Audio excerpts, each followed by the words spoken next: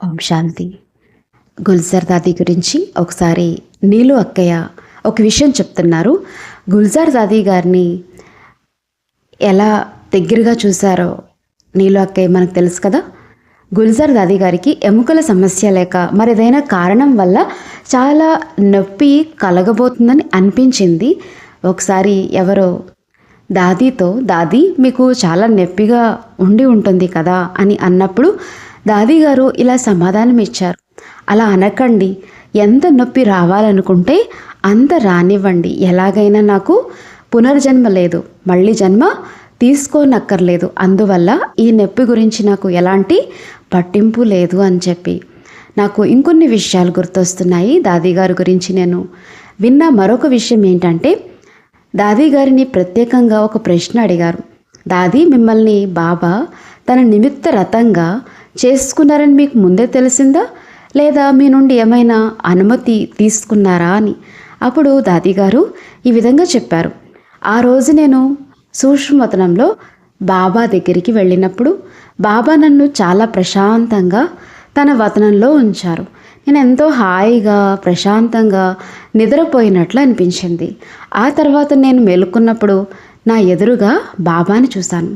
నేను బాబాతో అన్నాను, బాబా, పిల్లల మనసులో ఎన్నో రకాల ప్రశ్నలు తలెత్తుతున్నాయి, మీరు తప్పకుండా పిల్లల ప్రశ్నలను పరిష్కరించాలి, సమాధానం ఇవ్వాలి అని చెప్పి.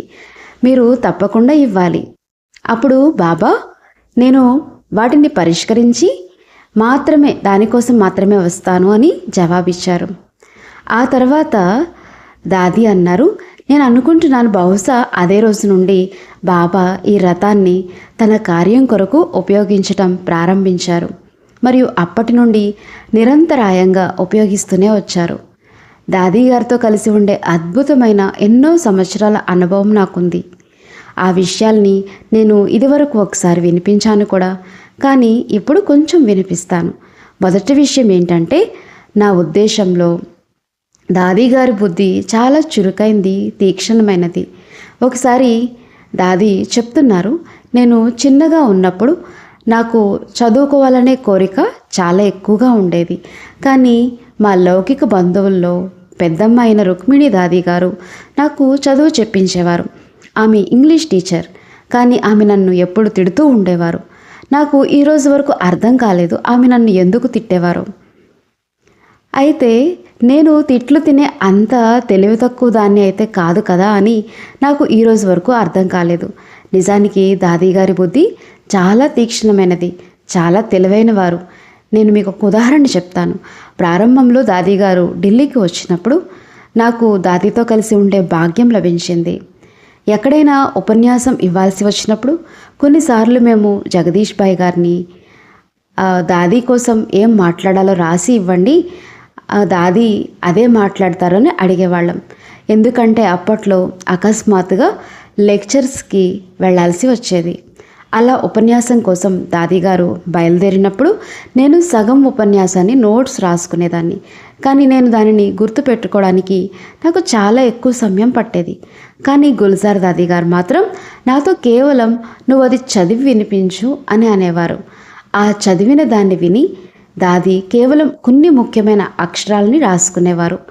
ఆ ఒక్కొక్క పాయింట్ ఆధారంగానే దాదీ ఆ ఉపన్యాసాన్ని ఎంత సుందరమైన పదాలతో ప్రసంగించేవారంటే అది దాదీ సొంత మనోభావాల నుండి వస్తున్నట్లే అనిపించేది. ఆ ఒక్కొక్క అక్షరం ఎంతో చక్కగా పదాలని కుదిర్చి చాలా చక్కటి ఉపన్యాసం ఇచ్చేవారు. దాదీ సొంత మనోభావాల నుండే వస్తున్నట్లు అనిపించేది, ఎందుకంటే దాదీ ఆ భావాలని తనవిగా మార్చుకుని వినిపించేవారు. ఈ విధంగా దాదీ గారి బుద్ధి ఎంతో తీక్షణమైనది, చురుకైనది.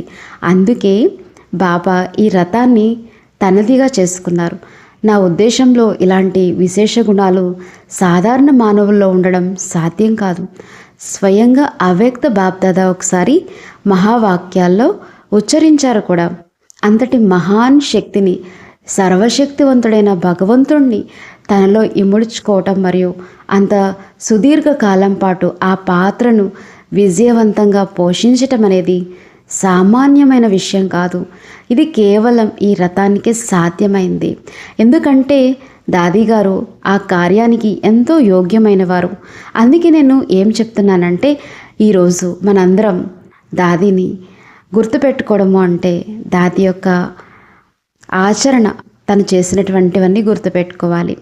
ఎందుకంటే బాబా కూడా చెప్పారు, నేను దాదిని సంపూర్ణంగా మార్చి వతనానికి తీసుకుని వచ్చాను అని.